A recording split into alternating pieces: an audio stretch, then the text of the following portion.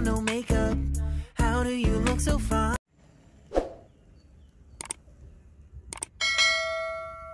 Hello mga ka-bless! Papakita ko lang sa inyo ang ito yung view na malapit sa bahay namin. Kanina nung lumabas ako, ang ganda ng araw. So naisipan kong mag-video.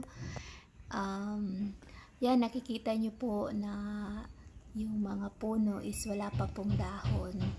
Pero mapapansin nyo na yung mga bulaklak po ay nag-start na pong namumukadkad. Yan po. So, yung springtime ay coming na talaga. So, napaka-excited. Tapos yung lake po, super ganda po. At saka, yan po, yung nagbibisikleta.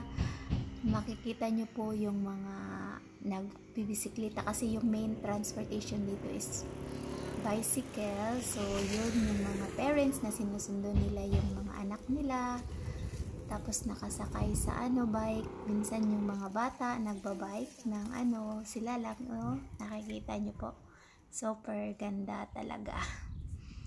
And ito po yung malapit na park na sa amin din po. So, next ko lang, super ganda dito, tahimik.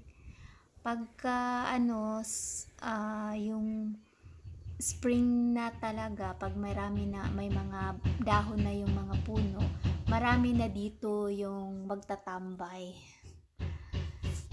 Maraming salamat po for watching. See you on my next video. Bye bye.